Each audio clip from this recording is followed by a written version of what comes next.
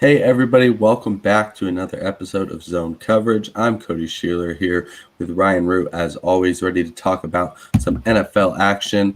A lot of stuff went down, some good, some bad, depending on how you look at it. But I'll let you lead with whatever you want to talk about, whatever you find most noteworthy. It's kind of hard after this week with the amount of different news that we got going on. We might as well talk about the first game that we had this week, which was Kansas City and San Diego or Los Angeles. I will get on my own case for saying San Diego because they really did fight their hearts out against Kansas City, but obviously the better team won. And they've been in LA for like 3 years. Yeah, that is fair. But the Chiefs, they're obviously the better team here. They're the ones with all the momentum coming up behind them. And the Chargers, they're, like I said, they played their hearts out and they really brought this game to overtime. They were the ones who kept it close throughout the entire way. And Kansas City just would not go down without a fight. And can you really put much doubt into Patrick Mahomes when it comes down to crunch time? As much as I would have loved to see the Chargers win this game to maybe put some more pressure in that division, this is obviously, I think in my book, the Chiefs' division moving forward. I know they haven't clinched the division, but I would say about so. If you're going to get 200 yards receiving with Travis Kelce and multiple touchdowns with him, that's just evidence to the fact that they got weapons. They know how to use them. Patty Holmes is back. And, like I said, the better team won. Yeah. The Chiefs, they've been on a roll 7 in a row now since they were 3-4, and people were wondering if they would even make the playoffs or win the division. And now here we are. And like we've talked about, they've won some of these games without their offense really doing, Chiefs-like things. And, obviously against the Raiders, they've been able to do that, but they put it together against another team. And, the defense is solid enough, but the offense hasn't been crazy elite recently. But if they can keep this up, and Kelce and Hill just having huge games, home once again, doing what he does. And the Chargers scored to go up 28-21 with like 2:15, 2:30 or something on the clock, and the Chiefs scored in like a minute. I see 2:24 on here, and the Chiefs scored a touchdown with 1:22, like 1:60. So it took them a minute to go down the field. Like, that's the Chiefs that we're used to. And we're back. They are now squarely atop the AFC with the other teams around them losing. We'll talk about that in a bit. But for me, I think it's the other side, and it's the NFC, and it's the Packers as separating themselves. Obviously, it wasn't, the Ravens struggling without Lamar, not the greatest showing. It could have been a little bit better, but at the end of the day, they got it done. They did what they needed to do. And, they have the best record in the NFL. They are a game up from the rest of the teams in the NFC. And that was probably their toughest game they have down the stretch. The Ravens, it would have been much tougher with Lamar, but I believe it's just some divisional stuff. They might have one, actually. That's kind of tough. Let me look that up real quick. Browns, Vikings, Lions is what they have left. So, they probably are able to win those out, finish 14-3, and really impressive, because this is another team, albeit it was only week 1, but people were like, oh, they're done, they're not good, this is, Aaron Rodgers is out, they're going to be crappy, and that clearly also is not the case. Yeah, and also shout out to Tyler Huntley that game. To come in as the substitute for Lamar Jackson, former MVP Lamar Jackson, and to put up 2 passing touchdowns, 2 touchdowns on the ground as well, and 73 yards on the ground, just over 200 yards passing through the air. Only sacked once. He really just evaded pressure pretty much the entire night, had a 70% completion percentage. Only problem is they tried to put the dagger in Green Bay's heart, right at the end, to try to go for 2. And I get it, Green Bay is that kind of team that you just have to roll the dice when it comes down to the end of the game. But I mean, much like what the Browns tried to do against so like the Chiefs, I remember went for it on 4th and 1 against the Browns last year in the playoffs, and then what happened to was it earlier this year that the Chiefs had like one of those, like I think it was the Ravens that took them down with a 4th and 1 that they went for it with Lamar. Yeah. So they tried to do the exact same thing against Green Bay, and I mean, this is arguably the best defense in the league. So was it a gutsy call? Obviously. Was it a call that I would have made? Probably not, to be honest. You talking about the 2-point? Yeah, the 2-point conversion. I wouldn't have done it. I would do that. I wouldn't have done it, and I know like people are gonna say like, oh well, they had less than a minute with a timeout left. Like Aaron Rodgers can get it done regardless. Yes, he could have, but you lost the game right there and then. I mean, I get it's less than a minute, and you might as well just take a chance, but I'd rather take my chances in overtime. I'd rather take. I know they have a backup quarterback out there, but he was hot out there. It's not like he was out there throwing picks. He was out there making plays the entire night.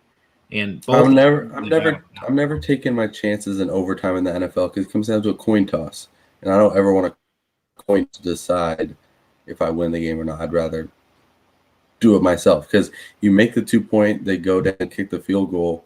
You know, that's the same thing, but at least you took it into your own hands. So I'm all for that. That's how. I mean, you have to be aggressive to win games. You'd win games by playing it safe. So it's fine. Like, but I'd rather. I mean, because if Aaron Rodgers gets the ball to start overtime, that's pretty much game over. Well, if Aaron Rodgers gets the ball after this 2-point conversion, I mean, isn't that the same thing as if they just went for one? I mean, people would say, yeah, Aaron Rodgers would march up the field with 40 seconds left in a single timeout, and he would get a field goal to win the game. So if they go for 2 and they're only up by 1, 32-31, is that not just the same thing? And they would go and get it done anyway. So well, if they miss a field goal, then they win. Like if they're going to get the field goal either way, why not be up? True. Why give it? Like why let Bay decide who wins the game when you got to say in it? Like, sure, backup quarterback, whatever, but every NFL team should be confident in being able to get 2 yards. Like this should be something you work on. You should have a play ready. You've got weapons. You've got guys like whoever your backup is. You should be able to get 2 yards. Like that's just like you should be able to get 1 yard on any 4th and 1 that you need to get. Like you have to operate like that because you don't operate like that, it's probably going to end up, not in your favor. So I mean, they were using Huntley much like they used Lamar Jackson with some QB.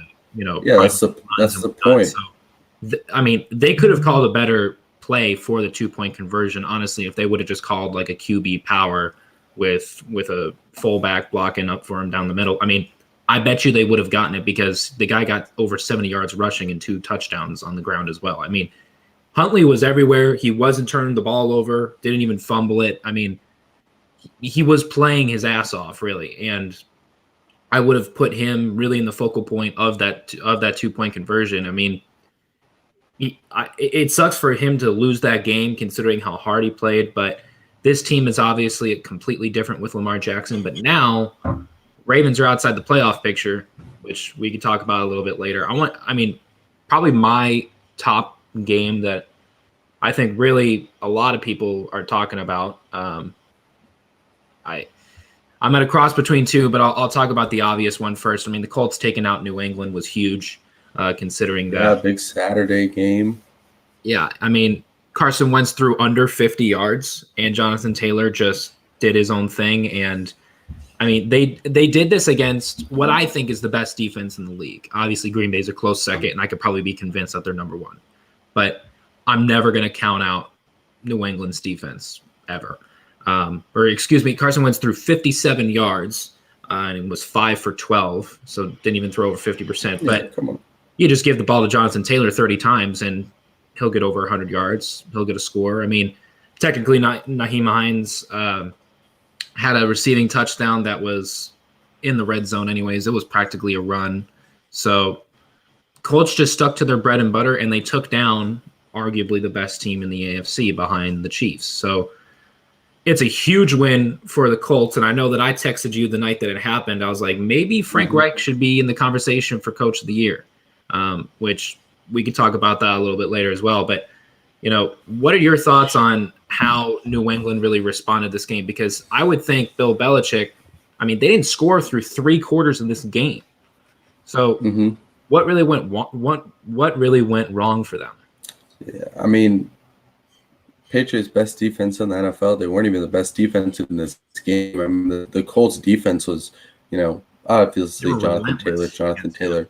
But the Colts' defense was the MVP in that game because, it's the one thing that is the weakness of this Patriots, and why that even with their record, what it is, it's why I'm skeptical of them. It's hard to win in the NFL without the offense that can take whatever's thrown at it. Like Mac Jones is great for a rookie. He's great running that offense, but there's not a crazy amount of talent on that offense, even when you compare it to other teams. Even if you're comparing it to Cincinnati, with Burrow and Mixon and Higgins and Chase.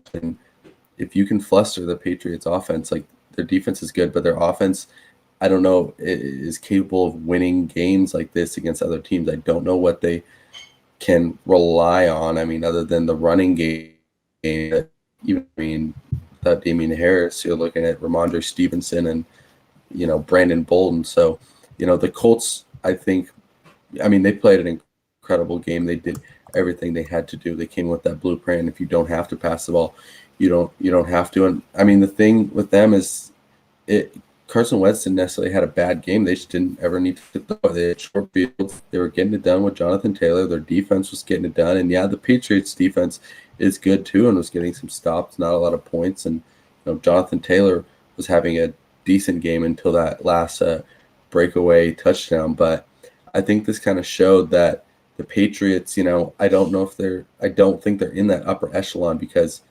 at the end of the day, this isn't the 1980s. This isn't defense wins championships. This is offense wins championships. You have to be able to score against anybody at any time, in any situation.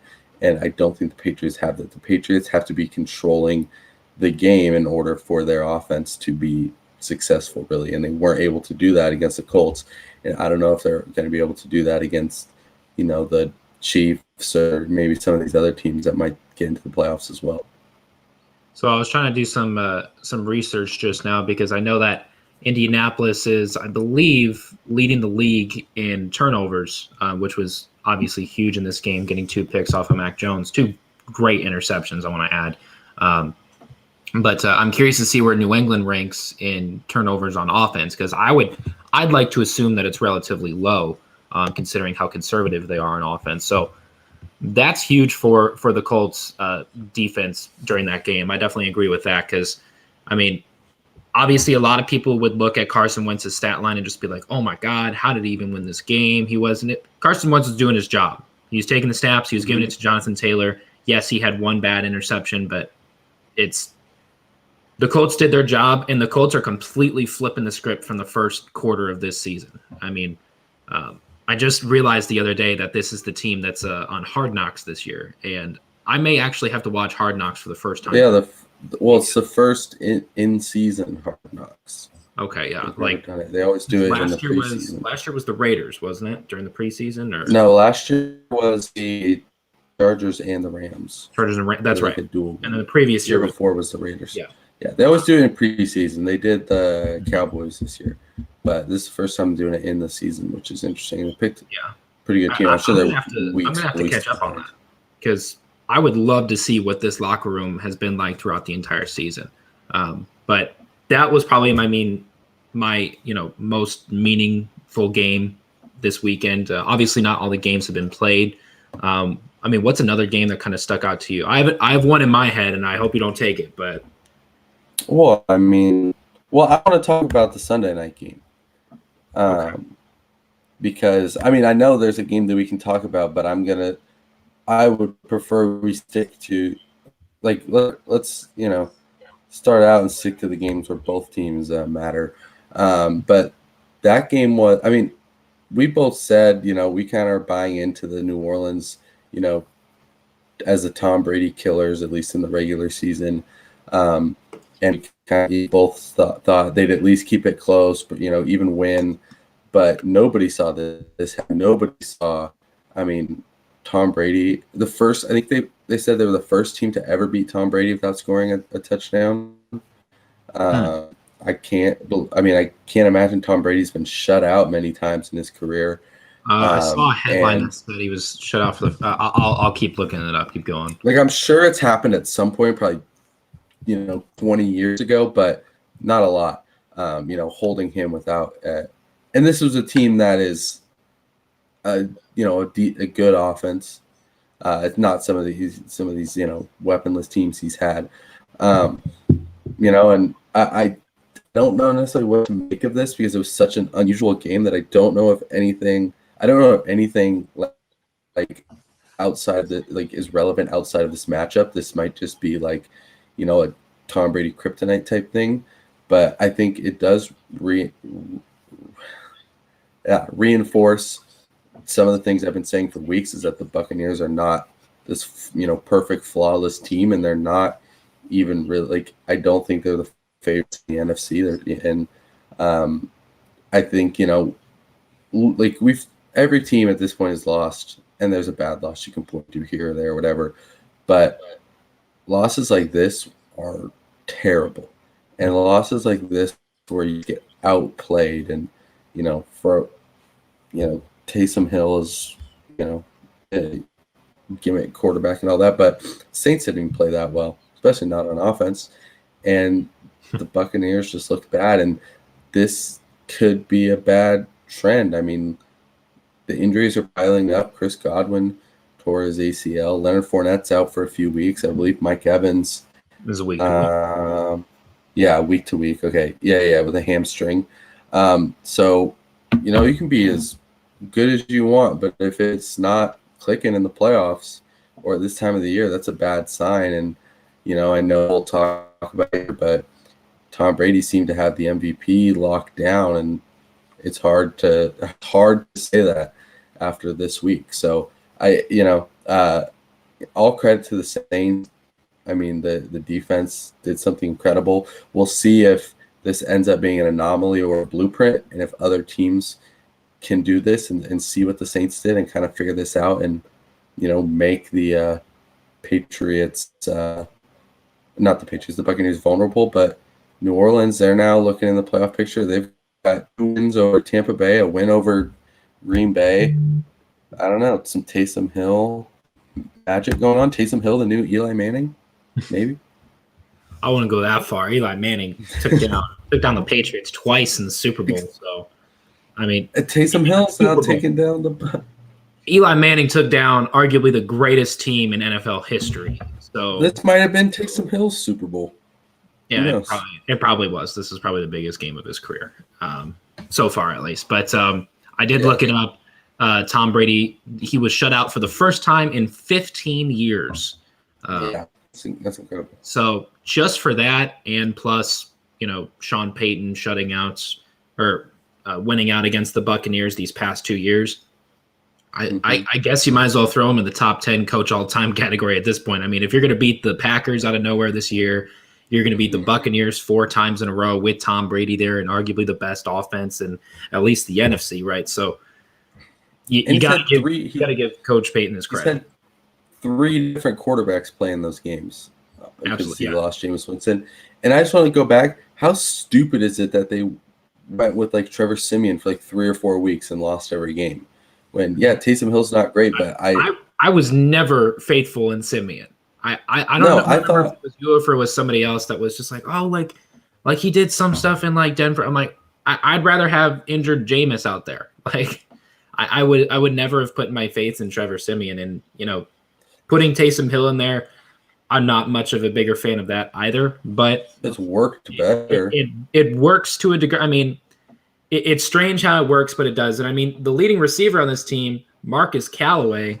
I mean, you don't have Alvin Kamara up there. Obviously, Michael Thomas isn't playing. I do want to give a shout out to Aesop Winston Jr., who did not catch a pass, but has played these past 2 weeks, returning punts. So shout out to a Coug right there. But 9-0 against the Super Bowl champion. I mean, the Buccaneers defense played good too. They get their credit, but sure, they played good because the Saints, in my opinion, aren't really an offense. They kind of it's like they're playing backyard football. You know what I mean? It's like they got Pablo Sanchez at wide receiver. They're just kind of, or Pablo Sanchez at quarterback maybe is a better analogy. But this team's interesting, man. But this is concerning for the Buccaneers moving forward. You don't have Chris Godwin going into the playoffs. Chris Godwin could be a wide receiver 1 for numerous teams. You don't have Mike Evans. He's maybe the rest of the season. I Godwin was one of the top yardage receivers out there, and I honestly think Antonio Brown's coming back next week. Supposedly that'll be a big get for them. The wide receivers it's an issue, but we've seen Tom Brady work with stuff before. Like I think Johnson and Scotty Miller and Jalen Darden, like they're fine. He's still got Gronk. He's still got Leonard Fournette is the one that is. Yeah, I was just about to say he's been emerging lately, and now he's not going to be there. Yeah, he's been playing like a top 5 running back the past month and a half, 2 months, whatever it's been, and that last year he did the same thing. That Super Bowl run coincided with playoff Lenny, and so I think as much as Tom Brady in this passing offense is important, they do need that. And now Ronald Jones stepping in, he's got the potential to do it. But if they can't have that run game either, and just up to the backs and everything, that could be tough too. So we've talked about injuries a bunch on the defensive side. Now it's on the offense, and this just might not be, it might not be the year for the Bucs because we thought it was, because they came in, seemingly invincible. Yeah, and you can't really consider the Buccaneers as obviously the best team in the league, but neither the best team in the NFC with the Packers, right? I mean, are they even a top 10 team at this point? I would say that they are moving forward, but they're in the top half of that list, or the bottom half of that list, I should say. I don't know. Every other team all the other top teams are losing or not playing good. We've talked about the Patriots. Sure. There's another team to talk about. New England lost, and it's not like we're sitting here saying like their season is over. I would still have Tampa Bay in the top 5. I need to see what they're going to do that right now, considering their injury issues and how they just went scoreless with Tom Brady. I would have Tampa Bay over everybody in the AFC but the Chiefs. So you pick Tampa Bay over the Ravens. You take them over the the Ravens. I would take them over the Titans. Both talking about health. I can't pick Ravens without Lamar. I would think Lamar Jackson would put up quite a fight against them. Obviously, these other Indianapolis, they just took down one of the best teams in the AFC. They could probably compete pretty well against Tampa Bay. But in terms of the AFC, Chargers could probably put up a fight. Buffalo, we've already seen it happen, right? So Tampa Bay moving forward, is this a playoff team? Absolutely. Is this a division winner? Absolutely. They're going to get at least one home game in the playoffs. That's for sure. But for the rest of this season, where they need to win at least, 1 or 2 games to really solidify their place in the standings, it's not looking super great, but Tom Brady. Let's be real though. It's Tom Brady. Tom Brady. This won't happen again. Last time he said 0 Tom Brady 15 years ago. Not have 2 bad games in a row. It's never happened. That's the thing. All these other teams, I could see the Patriots playing similar down the stretch. I could see all these other teams, but the Buccaneers, this will probably be the worst game of their season. The Packers had this sort of game against the Saints as well, and it was in week 1, so we've gotten time to forget about it. And you have bad games. There's teams that just have your number. But if we want to talk about disappointing losses, the Cardinals loss is far more disappointing than this Buccaneers. Although the Buccaneers played worse in their game, at least they lost to a 500 team, a team that's sitting in the playoffs. The Cardinals lost to, going into this week, the worst team in the NFL. Yeah, worst team in the NFL record-wise. I would take That's how we decide who's the worst in this game. The same as how many times you win. And if you're the only team that's won once, you're the worst. Sure. They got that hefty tie there too, so you can't forget about that. But I think the Lions are the best. I'm going to, and I've seen multiple people talk about it, but this Cardinals team could not beat Detroit with Kyler Murray. I mean, you had to do a double take watching the game because you're just like, oh, it looks like, Colt McCoy's gonna be playing good. Oh no, that's Kyler Murray out there, and he can't get it done against the Lions. Obviously, like I am kind of a fanboy over this Lions team this season, but I know that they are not a premier defense by any means. I know Jared Goff is not a top half quarterback in this league, but they compete their asses off every single week. And Kyler Murray couldn't even put up correct me if I'm wrong, I don't even think they put up a touchdown against them. I think it was all field goals. I don't know. Kyler Murray got one touchdown. Probably. He did get a touchdown on Christian Kirk. Did he? Okay. But the fact that they let up 30 points to Detroit, who was at home, I don't think it really matters. It's not like the Detroit Lions fans are really all that passionate anyways. They're going up against one of the top seeded teams in the NFC. How does Arizona fall apart like this? I mean, they don't have DeAndre Hopkins, sure. They still had James Conner. They still had A.J. Green, who made it a miraculous catch off of that crazy Kyler Murray scramble that he did. You still got Christian Kirk. You still got Zach Ertz. Still have Isaiah Simmons on the other side, Budda Baker. You had your players in there. You had your key players in there. And you're going to let I'm trying to remember the running back's name on Detroit that absolutely tore up this Arizona defense. Craig Reynolds, who Amon-Ra St. Brown, Jared Goff. I think he just woke up feeling dangerous these past 2 weeks because he had 83 yards at Denver the previous week and has over 100 this week. Hasn't gotten a score on the ground, nor through receiving the ball either. Still waiting for that first regular season touchdown, but I think he's the slowest running back I've ever seen in my life. He's what? I don't know if he's I don't know if he's slow or if he just looks slow because he's wearing like number 46, but he looks slow out there. It seems like everybody catches up to him, but he's doing a great job. And I mean, terrible loss for the Cardinals, obviously, but by the time playoff rolls around, this might be just a little blip. We'll see. That's kind of where we're at this point. Unless you do it 2 or 3 weeks in a row, whether good or bad, it's hard to truly trust what something is. Obviously, this complicates the division there because the Rams have the potential to tie them with their game tomorrow. I'm not sure how the tiebreaker will play out since they've split the series. I'm sure it'll go to something. I just, not going to look that up. I'm going to let it happen first. Real quick, I just have to say about Craig Reynolds here. I had to look up what this university was that he is from, and maybe you've heard of it because you're a college football, you're a bigger college football fan than I am.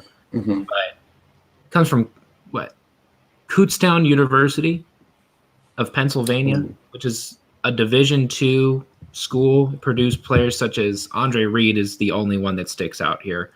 Bruce Harper, I think, that sticks out. But read me that. Let's see. We got John Mobley, Doug Dennison, and Ryan Vogelsong. Or that's baseball. Never mind. But I mean, Craig Reynolds coming from Kutztown University of Pennsylvania, Division II school. Not even. Maybe he put in a different university on his NFL application. I don't know, but I mean, you got a Division II running back who's come in these past 2 weeks and put up. Let's see, I guess collectively would be. It's almost 200 yards rushing these past 2 weeks combined.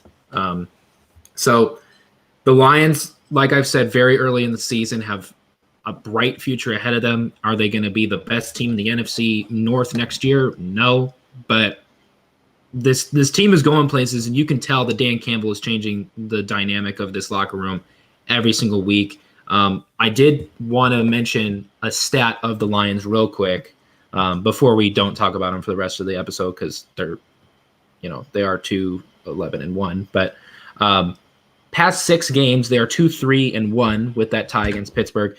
2 of their 3 losses have been 3 points or fewer. So this team goes out there and they compete. And throughout the rest of this season, where they're just, I mean, you would think that you would probably just try to tank just to get a better draft pick, but this team does not care. They're going to go out there and they're going to play hard for the entire 60 minutes. And I have to give the Detroit Lions credit, but it's a little obviously way too late for them. But Cardinals need to get their act together going forward. I have to give Detroit not credit, and I have to give credit to Jacksonville because Jacksonville did what you're supposed to do, and they now hold the number 1 pick because the Lions decided to win.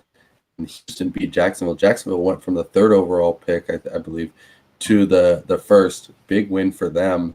I mean, obviously the players, the first overall pick. the players and the coaches are never going to tank. That's not how it works. It's an organizational thing. But unless you're the 2011 Colts or whatever, right? No, I mean it's your players are never going out there not to win. It's just not how it works. You've seen it in NBA with the Thunder. They're trying, but the players are just playing too good, so they've got to shut them down with injuries. They got beat by 73 points not too long ago, so they're doing something right. I'm saying you assemble bad teams and hope they lose. You can't tell the players, hey, don't try to win. It just doesn't work like that. So obviously the Lions players and coaches are trying to win, but I gotta think the GM's a little disappointed there. I think. Oh, okay. You connected right there.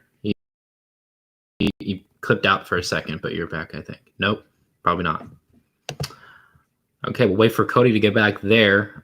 We probably will progress into the next topic. There's Cody again. I was just going to go into the next topic here.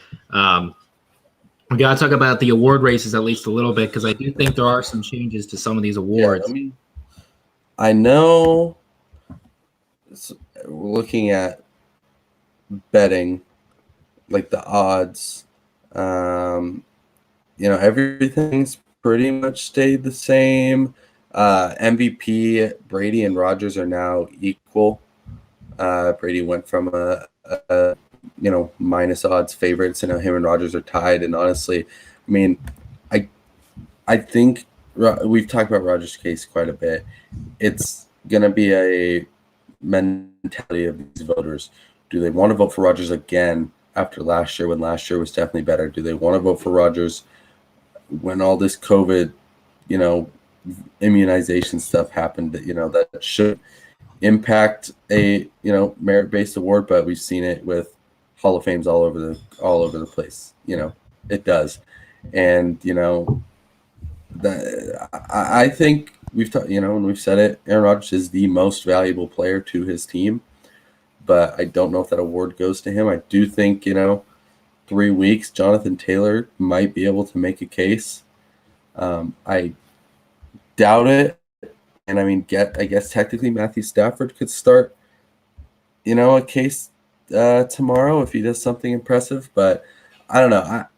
It seems like Aaron Rodgers should win it. I just don't know if he will, because you've got a, media voter darling in Tom Brady. So I think they're more likely to overlook some of this bad stuff and still give it to Brady. If they don't, obviously Tom Brady played terribly yesterday. He was the front runner for MVP, and the person who did not play terribly was, the guy probably in second place, Aaron Rodgers. If going for, I'm going to check the passing stats here, because Aaron Rodgers is 10th in the league in passing yards, but his passing touchdowns, on the other hand, what's yards per game? Yards per. Where's he in yards per game? Let's see. He's missed a game. I'd probably have to look that one up on here. But I mean, you have to at least acknowledge that Aaron Rodgers is pretty much the offense for Green Bay, other than him hooking up with Devontae Adams on every other pass. But and Aaron Jones is a great running back, and Valdez-Scantling can look like a good, receiver out there. But Aaron Rodgers just can get it done with any receiver. He's very similar to that of, Russell Wilson, Tom Brady, people who can just work with any receiver that's given to him. Do we really know if Patrick Mahomes would be the same player without those receivers? I mean, we never really know. Is he going to get 350 yards a game without Tyreek Hill and Travis Kelce? I wouldn't bet on it, to be honest with you. Because we don't. He would do the same thing with most of the receiving cores, other than the worst of the worst. Sure, if you give him what the freaking Jets have, probably not. But I mean, 20 quarterbacks in the NFL have an elite receiver. Give him the receiving core of anybody else who's do anything with nothing. Trust me, right? I get that. Every Super Bowl team has at least a go-to receiver number one. But I'm just saying we don't know with Patrick Mahomes because he has, a top 10 player in one position and maybe the best tight end ever at the other position. So, like I said, we don't really know with Patrick Mahomes, but Aaron Rodgers, he's been through the gauntlet with receivers and he's worked with Hall of Famers, he's worked with Pro Bowlers, all pro players.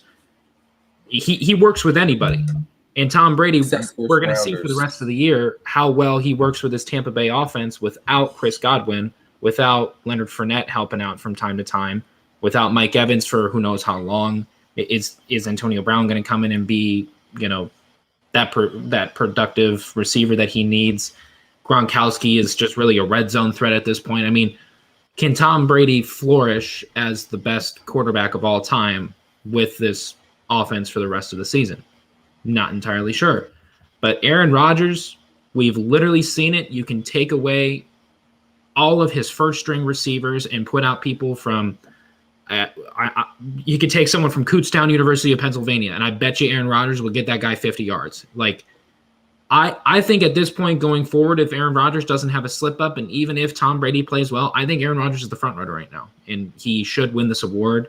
I understand what you're saying about could he win with everything happening? Not entirely sure. He should absolutely win.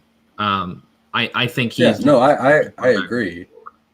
I would vote for him. I just, we've seen politics play into merit-based decisions before. I'm not sure if the NFL wants to, give the MVP award to the guy who takes medical advice from Joe Rogan. I just don't think that's what they want to do. And it shouldn't impact that. Like, it shouldn't, but it's going to.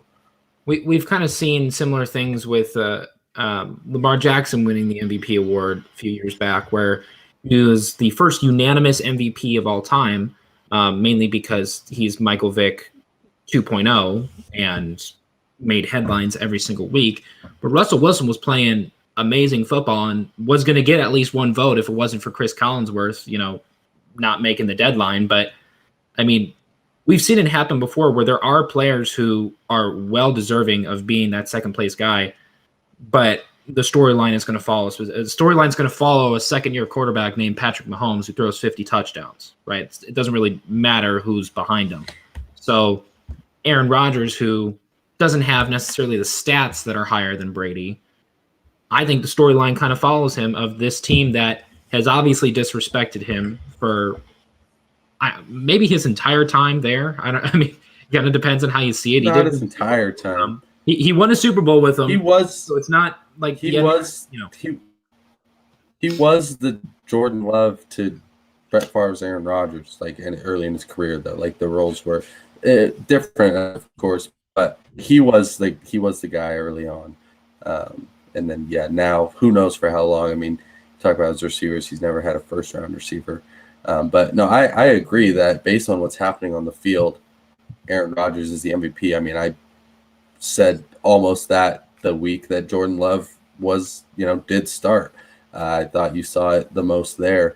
I'm just, the only thing I think that's holding him back is you've got Tom Brady, who's the NFL golden child, and you've got Aaron Rodgers, who is the, rebellious child who's, going against almost everything they're saying and having the big... One brings on drama, the other one brings on championships. We'll say, is that a I controversial? mean, he's also one brings drama, one he's brings he's had his drama before too. But sure. yeah, I mean, I don't know. I mean, I could see enough voters being like, because it's still relatively close, enough voters being like, can't give it to Aaron Rodgers, that whole ivermectin thing. And, I don't think that's the right way to go about it.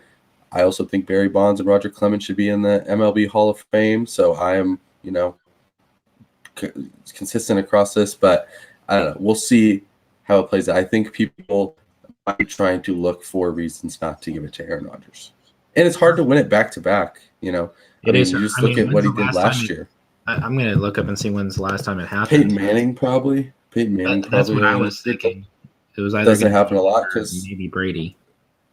Rodgers' stats are not going to compare to his stats last year. He's not going to throw 48 touchdowns. He's not going to probably get the yardage he got, even with the extra game. So it'll be interesting to see. So the last back-to-back MVP in the league was Peyton Manning. It was 2008 to 2009. 08, 09. Yep. Yeah, and I think the last one before him, running back. He did it in 03 and 04 if you count the co-MVP. Oh, okay. Steve McNair. Co-MVP was Steve McNair, yeah. But then before that, you're looking at Favre, who won it 3 times in a row. Kurt Warner won it almost 2 times in a row, but lost it to Marshall Faulk in 2000. But doesn't happen very often. It's not like the NBA where it happens every 3 or 4 years. Mm-hmm. But and it's literally happening right now. But it's a rarity, and it's just like it's a rarity for MVP to go to a running back. So that's why Jonathan Taylor, he's got the storyline to back him up, and they're really a comeback team this season. But I'll throw him in the top 5, but I'm not saying he's number 1. Yeah, he's certainly top 5. 3 or 4. And I think it sucks so much that Derrick Henry got injured because I think we wouldn't even be having this discussions right now. It's not even and I bet you he knows that too. He knows as long as he kept up the same pace, which he would. He's Derrick Henry. Yeah. I mean, because we were talking about, he's going to be challenging for the rushing record, and he'll just have to settle for a spot in the conversations because of all these quarterbacks back when we had 5, 6, 7 guys contending for it.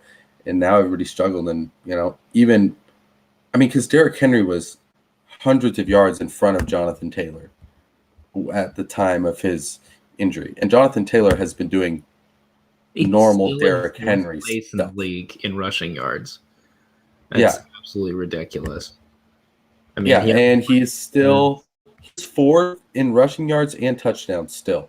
And he's played 8 games. And other we're going into games and stuff too. We're going into week 16, but week 17 is when 16 games will be played for everybody, right? So at that 16 game mark, I'm just saying at that 16 game mark. No, I hear what you're saying. He would be at 2,000 yards, right? Because he was at 937, 8 games in, but that's including the partial games he just played. And he just gets better. Yeah, as the season goes on, he plays better in December. And you know how dependent the Titans are on him because the Titans, they just lost this weekend as well to Pittsburgh. So the Titans are more than vulnerable without Derrick Henry. I mean, it was week, I think right before he got injured, probably week 6 or 7, that we were all saying the Titans are the best team in the AFC. They have the best offense in the AFC. Derrick Henry, Julio Jones, Ryan Tannehill. Oh my God, you can't stop them. The moment they lost Derrick Henry, the Titans are plenty vulnerable, and with the momentum following the Colts going forward, I mean the Colts could easily take over the division. But putting that to the side, I do think there should be an update for Coach of the Year with Frank Reich. Is he the front runner right now? Probably. I want to say one more thing. I want to say one more thing on Derrick Henry, and it's those rushing numbers are impressive, but. And this is impressive in a different way, but he's still 4th in rushing attempts, which is why his yardage is still up there. So just the just sheer volume that he was going with. You got to do that with insane. A player like him, yeah. Yeah, and Coach of the Year, Frank Reich, he is. And Belichick's stock got hit this weekend too. So he's got the same odds as, at least I'm seeing here, as Mike McCarthy, Zach Taylor, Sean McVay, and Mike Vrabel. And I mean, I think, they have the same record, don't they? I think. Yeah, and currently the Bengals are Zach the leader. So yeah, I think Frank Wright. I mean, I want to look at this and see the different like archetypes for coach of the year. I think it's really interesting. Frank Reich is fitting in the strong second half surge type year, but I mean that how much you look at the 0-4 star, all this stuff. I think your Matt LaFleur is, you picked him the last time we talked about. I picked Cliff Kingsbury. I think his chances are a bit shot there, but Matt LaFleur, I mean, we've talked about. I mean, this is like a lifetime achievement award just for his past 3 years or whatever, because he's been incredible ever since he's taken over this team, and he deserves those accolades right now. So, I think it should go to him over Bill Belichick, but we'll like to vote for Bill Belichick. So I mean, using your knowledge for your take on Aaron Rodgers' MVP case kind of plummeting with just all the drama that's followed him, I guess that would kind of help LaFleur's case for coaching because you would think they would say, oh, well, Coach LaFleur, he's the coach of the year. This offense is great. The defense is one of the best in the league, if not the best in the league. Coach LaFleur, he's going to get coach of the year. And then when you look at Aaron Rodgers, who is, I mean, if you have a coach of the year, chances are the quarterback for that coach is, in the top 5, I'd say, for the MVP award. Is that safe to say? I mean, with a good coach comes a good quarterback most of the time. I think it's different because I think people like to look at it the other way around. Like, I think what hurts LaFleur's case is the fact that the team looked like crap without Aaron Rodgers. So how much of it is Rodgers? How much of it is LaFleur? He's never coached without him. I think, the NFL in particularly, you like to look at the coaches that do the most, not the least, but, not the most. It's why Bill Belichick, because, he's 9-5 with Mac Jones at quarterback. It's, Sean McVay, is this, Jared Goff, is, like Kyle Shanahan, people like his odds because he's with Jimmy Garoppolo. It's hard to be like the years that Sean Payton got the most buzz were the non-Drew Brees years. Like, we that's why Bill Belichick without Brady is getting those. It's we kind of like to separate the coach from the quarterback in these head coach of the year stuff because it is a sport where one position can dominate so much and can be so integral. I mean, we've seen quarterbacks have great years with bad, coaches. Andy Reid doesn't have any of these with Aaron Rodgers and Mike McCarthy. So yeah, exactly. That's what I was thinking. Like he's done this with Mike McCarthy. So is Matt LaFleur even affecting that? And Andy Reid with Patrick Mahomes was insane, but I don't believe he won Coach of the Year when Mahomes won MVP. We have a hard time. Was he the coach? We have a hard time. Was he the coach of the Eagles when they made the Super Bowl in the 2000s? No. Oh, early 2000s? Yeah, when they had McNabb. I don't know if early 2000s, like 2002-ish, but I know he was like in the midst of the 2000s. I think he's got. But yeah, I mean, it's we have a hard time sharing the success between coach and quarterback. We feel like we like to attribute it to one or the other, unless it's 2007 or just these crazy years. But so it'll be interesting. I don't really think of that as like if Aaron Rodgers is the most valuable and all this, and this Matt LaFleur. I don't know what impact he's having on the defense since he's an offensive-minded coach. So it's almost like you're saying, you either have an MVP or you have a Coach of the Year. You can't necessarily have both. I think the only time in history that you could really say, oh, that's like maybe not literally with the awards, but the only time in history that I think you could say, oh, yeah, that's the Coach of the Year and that's the MVP, only time you could say that would be with the Patriots with Belichick and Brady. I think that's the only instance. But it could have happened some other times, but Like, what's an MVP? Yeah. I mean, can you put Tony Dungy as a coach of the Well, year I with think Peyton Manning? Can you do it with I mean Harbaugh Brandon and Brett Favre? Lamar got it. Harbaugh and Lamar got it. So I mean, what I was trying to say was not literally with the awards, but like Bill Belichick is the greatest coach of all time. There's no debate about that. He's the greatest NFL coach of all time, we'll say. Possibly the greatest football coach if we're not talking about Nick Saban in Alabama. I think he is the greatest football coach. Sure, I would agree too. So coaching the sport of football. So much like Brady being the best player of all time, there are people who are just going to have better seasons or have better storylines following them. That's why I would think Harbaugh and Lamar Jackson win it the same exact year. Mm-hmm. But you have years like if Peyton Manning wins the MVP award, however many years ago. Yeah, well, Belichick's the best coach in the league. So whoever wins Coach of the Year, like, congratulations. But we know who the best coach is. You had the storyline that was following you. Just like you said, Cliff Kingsbury should be a Coach of the Year because everybody was counting the Cardinals out. But we all know that it's Belichick. We all know that Tom Brady's the greatest quarterback of all time. But, Aaron Rodgers should be the MVP, or it should be Brady, or it should be Jonathan Taylor, whatever have you. I mean, Aaron Rodgers at this point might as well be a top 10 quarterback of all time. I'll just say it now. He is. I think at the end of his career, you could maybe say top 5. It really depends on if he gets other championships and whatnot. But what I'm saying is the only time that it's been the best quarterback and the best coach, like unanimously, I will say, has been Brady and Belichick. I don't think there's ever been another instance where you could say that's the best quarterback and that's the best coach, and enough on that. That's the only instance in history I think you could say that. So that being said, I don't think Rodgers and LaFleur could win the award. Well, I mean, maybe some, Bill Walsh, Joe Montana stuff. But sure. That's another good point. Going back, answering a few things. Andy Reid was the coach of Philly in 2002. We won the year, so way back there. And then just a few years. I mean, like I said, John Harbaugh and Lamar won year MVP same year. Ron Rivera and Cam Newton.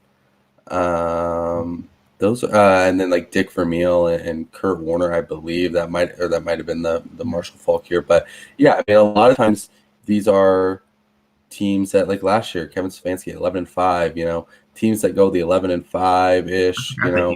Yeah. That that type of thing, or they just give it to a lot of times it goes to the best team. So it's interesting, but I think should have gone to Sean McDermott last year. I tell you what. But it's a different topic. But I mean, so I don't know. I mean, Bill Belichick. I mean, what he's doing is still very impressive. In the last few weeks, they're gonna really decide that.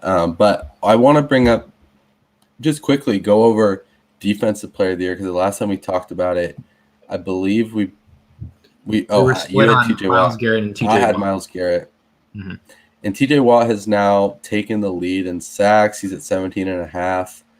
I mean, I still like Myles Garrett's pressures kind of totals. I think TJ Watt, he's starting to emerge as a favorite there just by, racking up those sacks and playing well. I mean, Myles Garrett obviously has his chance today with, to catch up to him. But also TJ Watt, 12 games. He missed 2 games, and he's still doing this. So, pretty best. I mean, he had a very good chance to win it last year. This was a guy that, Ryan, you did not have on your top 5 edge rushers list in the preseason. Just want to bring that up.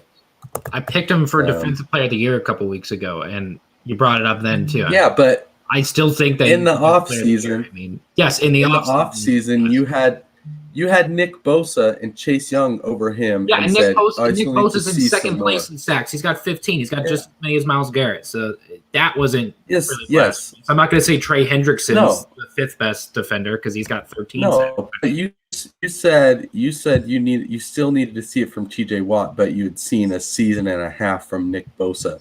So just want to bring that up whenever I can. TJ Watt is elite. You thought the Washington football team had a chance of winning the Super Bowl this year. So how's that? They have a chance of winning the Super Bowl. Yeah, and the Detroit Lions had a chance of making the playoffs 2 weeks ago. So I mean, All right, you thought. I mean, what they have? They could have one more. They could have. They could be one game below the Buffalo Bills. So, and I didn't pick them to win the Super Bowl. I said they could. You picked the Bills to win the Super Bowl. yeah, they had a So lot of momentum. They had a lot of momentum. yeah, This so season did the has Washington been weird. football team. So did we the also Washington football team. We thought the Colts would be a dark horse for the AFC title game. Didn't turn out that way in the first quarter of the season. Yeah. Now they look like they could probably make a divisional round if they play well. Washington had a lot of momentum too. They played the Buccaneers closer than anybody else in the playoffs last year. Just you never know. But yeah, I mean, Myles Garrett, they're playing in about an hour, I think.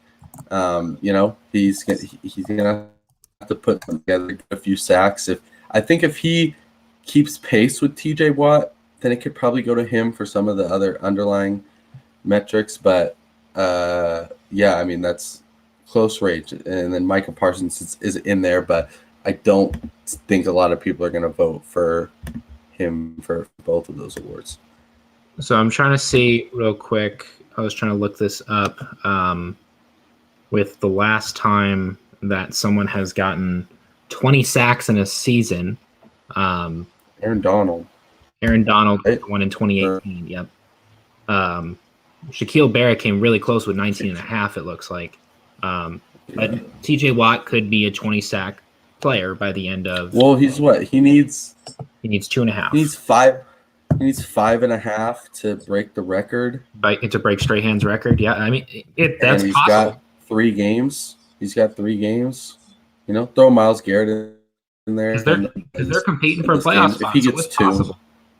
Yeah. Myles Garrett gets 2 sacks today, gets up to 17.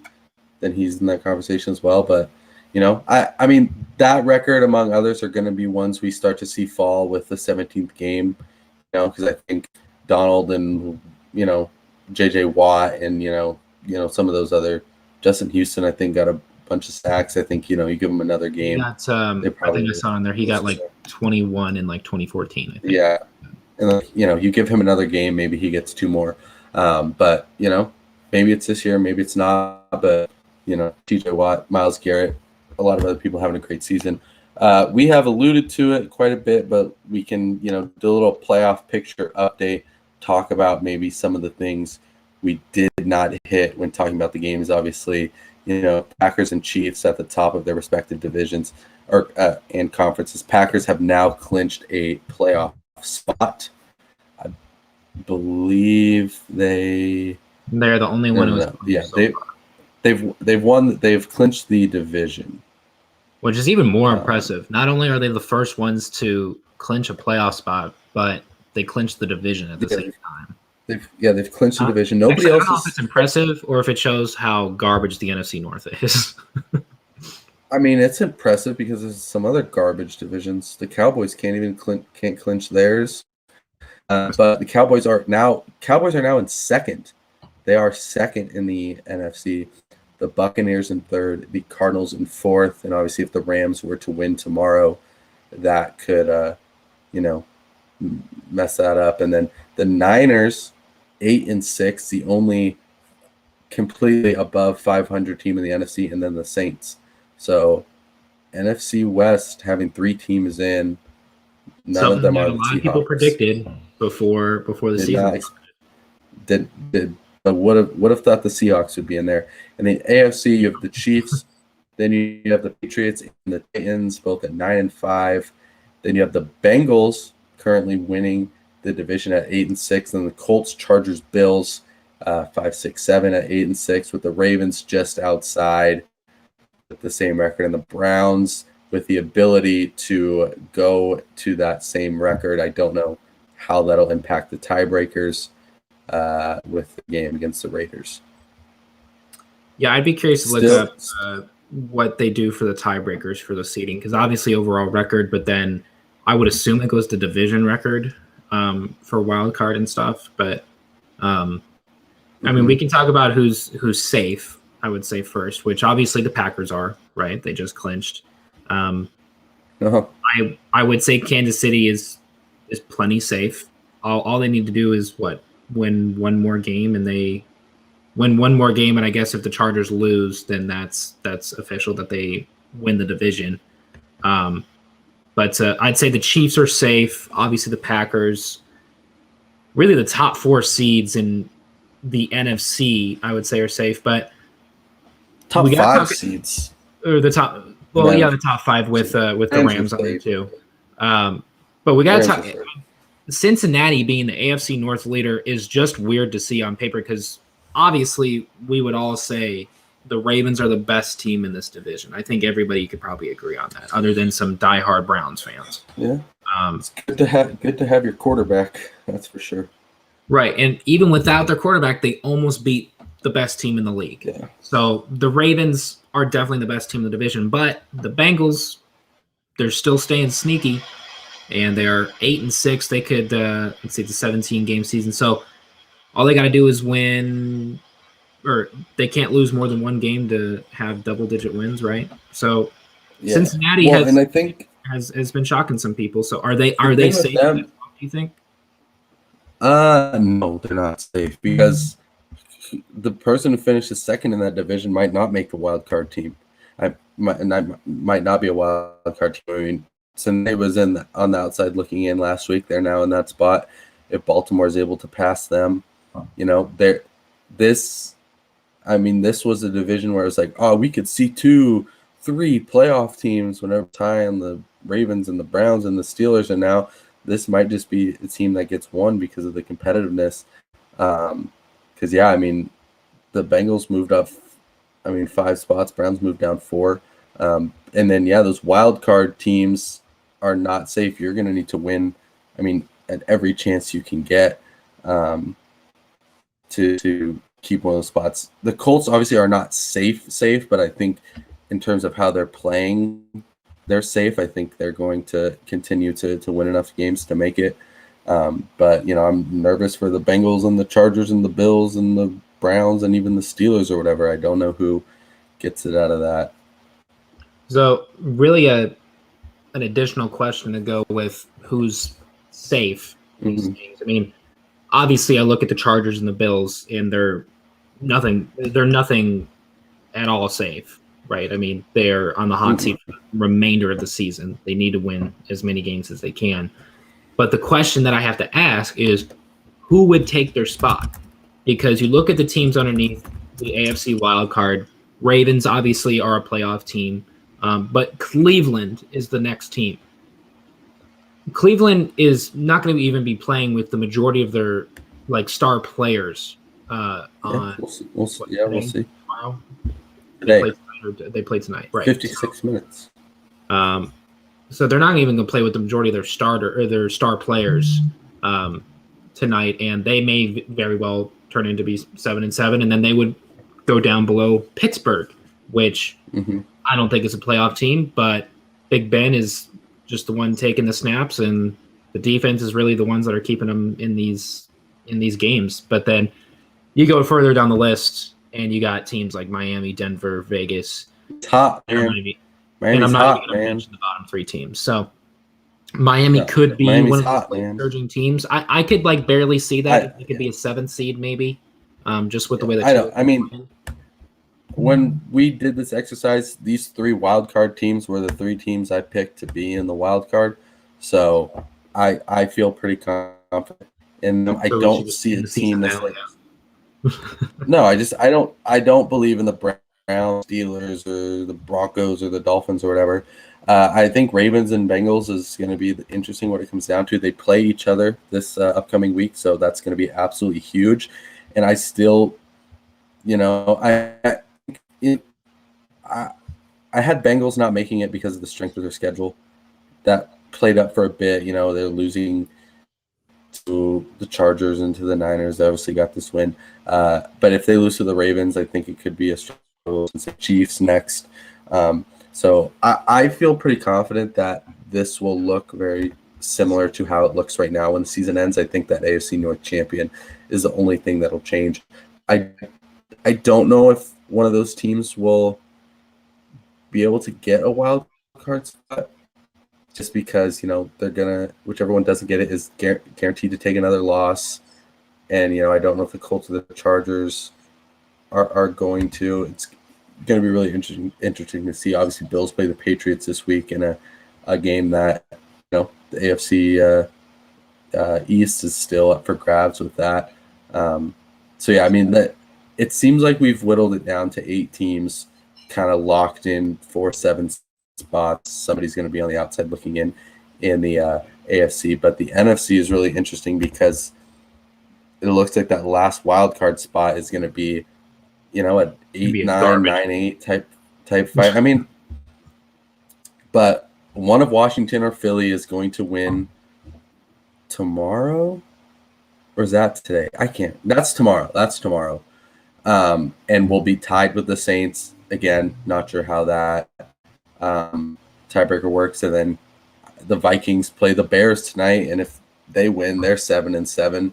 So there's a battle going on for the last spot, and then other than that, it just looks to be jockeying for position amongst the division winners, and maybe a little intrigue between LA and Arizona. The people who could potentially be in this wild card spot just in the NFC is just absolutely crazy to look at because Washington is the current 8th seed. Are they a playoff team? I would say not. They have a decent bit of momentum lately. They're a playoff team with Taylor Heineke. And they have a win over Tampa Bay, and they aren't a garbage team, so to speak. But in terms of playoff teams, they're a garbage playoff team. They almost beat the Buccaneers last year in the playoffs too. So maybe if they get to play the Buccaneers in the first round, you get their Heineke into the playoffs, and who knows what can happen. Man, imagine if Taylor Heineke gets traded to the Saints. Oh my goodness, the Bucs don't stand a chance. You got Taylor Heineke, who's almost beaten them in the playoffs and beat them in this season. Mm-hmm. Put them over to the Saints. Oh my God, they'd 40 ball them, I think. But Minnesota as the 9th seed, I guess, or the second team outside the playoffs. Are they a playoff team? That's tough to say because they have the personnel for it, but they are just not consistent. And this will change a lot because 8, 9, 10, those seeds have yet to play this week.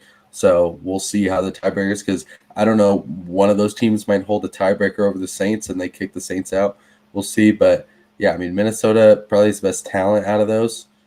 Philly, I mean, if they got Jalen Hurts and they're back to what they're doing, they got the defense. We'll see. We'll see who's going to be the quarterback for the rest of the year. But I don't think Philly's going to be a playoff team when it's all said and done. I know I said I had them in the playoffs a few weeks back, but they've been going through some issues at quarterback and whatnot. And then anywhere below that, not even going to mention. So you really got Washington, Minnesota, and Philadelphia as the only people who could really take over. Yeah. Then you're talking about teams that need a bunch of other teams to lose, and that's let's stick to the teams that have it within their control, definitely. So, right. Do you think the Saints hold on to it? That's tough to say. I mean, I know it's trademark for me, but for the rest of their season, they're playing very winnable games. I was just gonna look that up. For sure. The rest of the season, the Saints are playing. All 3 of their opponents are outside of the playoffs right now. The Dolphins being probably their hardest competition. Yeah. But the last 2 games are divisional games, which could very much help in tiebreaker situations. So the Saints staying in, just based off of looking at their schedule, I think it's definitely possible because you have teams like what I believe it's. I mean, it's a race to 9 really wins. Hard, like end of the year season or it's a race to 9 wins, and they can get to 9 wins. That's what you got to do. They can get to 9 wins because 2 of these are easy wins, and that's week 17 and 18. And I mean, Philly and Washington, maybe Minnesota. I don't know their schedule. Could they get to 9 wins? I don't know. We'll have to wait and see. Obviously, we've got games going down tonight and tomorrow. As COVID starts to rear its ugly head. Washington. I forgot about that. Yeah. So and Washington has 2 games against Philly. So boom, that's 8 wins right there. So if one of those teams sweeps, then you basically just killed off the other team. But if they trade, I can't do this many tiebreakers in the wild card. I I got to at least have No, I some don't. sort of clarity going into week 17 and 18. Yeah, I don't. That's why I'm not even gonna start looking at the tiebreakers. I'm just gonna let it play out. But we'll be keeping you up to date on what's going on with all that. As you just continue to tune in with us, we will be previewing the upcoming week, and I mean we're getting close to it. It's almost playoff time. I know I'm excited. Remember to follow Dash Sports Those playoff on debates social, are going to be hot. Twitter, Instagram, Facebook, and TikTok, as well as subscribe to the Dash Sports YouTube channel. Thank you for tuning in. We will see you next time.